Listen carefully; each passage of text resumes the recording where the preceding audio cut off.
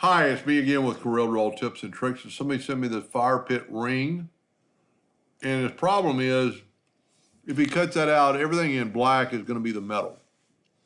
Everything in white is going to be seen, so sparks and ash could come through this big hole. And he wants to eliminate that. He wants the outline of the deer, but he doesn't want the other stuff to get out. You know, like spark embers and stuff to start a fire. So there's a couple of ways we could do this, and we're going to do it one way. Let's just see about how big that deer is. It's less than 10 inches. We're going to set our nudge factor on 12. We are going to take and smart fill this area. And we're going to nudge it over twice, nudge it over twice, nudge it over twice. And then that way we've got an outline of the deer. Now I'm going to left click. Got to select it all. Left click, right click. And in laser engraving, we always use red hairlines. And I would think you would want hairlines in your plasma cutter because I have to have hairlines. So now we want a outline of this, and the antlers, well, I missed a part. There should be that part right there. Nudge that over twice. We want that part right there. So the antlers are pretty small, and we're going to change them up quite a bit, so we're going to just make them bigger. Make it a better deer than it actually was. Because we're going to have to cut around these with cut lines, and you could actually select all these nodes and just kind of expand it out. And you'll see what I'm talking about in just a second. I'm actually going to take that with the shape tool and reduce that a little bit. Because now what we're going to do, we're going to take a 2-point line and we're going to cut off his legs at the bottom. Whoop. Now we can take the Smart Fill tool and fill this guy in. So now we just have the deer, but I'm going to left click, right click, and then take your shape tool and go along here. Actually hold down the shift key, go along there. So I didn't hit the shift. So I'm selecting all these nodes, and then I'm going to right click and break them apart. And then that allows me to cut this without it cutting the rest of the line. Now we need to go and select it all, and his antlers look much better. Go up to Object, and because these are all one line, there we go, break curve apart. So now these are individual lines. Now we're going to open up I'll go under Effects and Contour. He wants like a 1/4 inch gap, so we're going to contour 1.25 to the outside of these lines. And we're going to do this on all of them once we've got it set.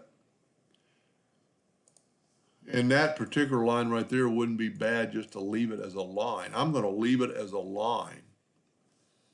Then select everything.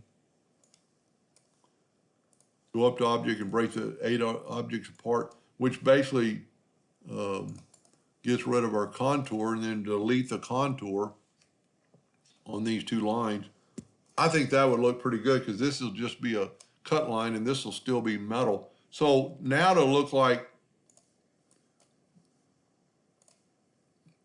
and I didn't do a very good job on his antlers. Ha! You have to play around with that. Either that or it's a really massive buck.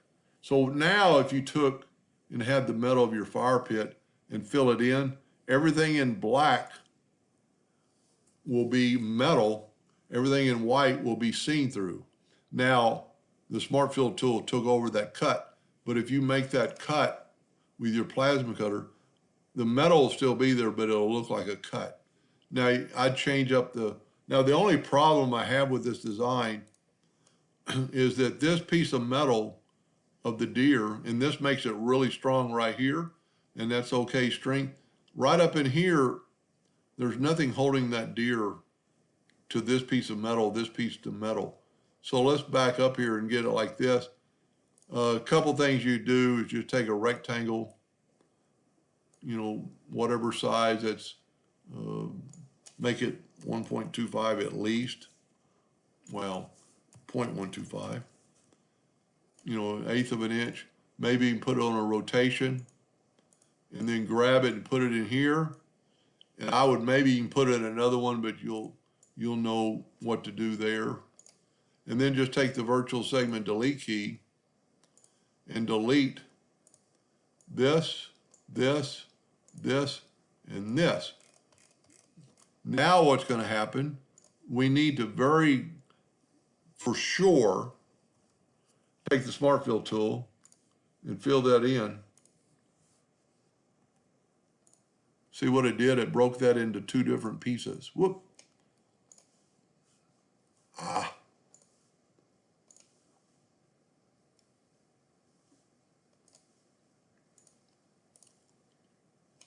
Well, what did I do? Oh, I filled in the whole thing. I normally would draw a rectangle around my item in case I get a leak. There we go. And then nudge this over too. And then go up and go left click, right click. And now you have cut lines. And because we've nudged the whole thing, and like what I was saying, the Smart Fill tool incorporates I still left out that hole. So you might want to really consider that. But what's going to happen now if you take your Smart Fill tool and fill this in, if that's the metal, this piece of metal will be still connected to this piece of metal. So the deer won't sit there and flop. You might need another one somewhere else just because when you bend this metal, you want the deer to bend too. So you might need more than one. So now what we're going to do is we got rid of part of that tree a while ago. Let's take a 2-point line. Well, you know what? Let's take the freehand tool and cut out that deer. I did it again. Go around that deer and kind of cut it out. If we actually make that line a little longer, we can take and go right through here with the Smart Fill tool and cut all this away. So now, okay, that's okay. Now take our deer, let's get rid of that rectangle, and just because we've nudged, we can nudge it right back to where it was. So you see the difference. Let's put a line down here. Of course, the tree's going to get involved, but that's going to be metal, and the white's going to be see-through. Now, he had a question about the tree. The tree, you could do actually the same thing. I do like the trees, but what I would do is select these nodes and cut that one off. And we need to cut this part of the tree off. And I hate to destroy the elk, but you could always make copies. And another way you can do that instead of doing that, we can take that right there and just select those two nodes. And you've also got a lot of nodes for a plasma cutter. Right click and break apart, and then we can take away this part of the tree. So we've still got the elk. Now that can stay, and we're going to have to do the same thing up here. And then what you're going to have to do is actually rebuild your box around the top. And in some cases, this would really help. But what we're trying to do, you can't really do this up here. And if you're not a plasma cutter, just stop watching right now. We'll put a node there, and then we'll select it, right click and break it apart so we can just get rid of this. Well, even easier, take that and just right click and delete that node. So now we have two sections of the tree. That section, all you have to do is do the same thing we did for the deer.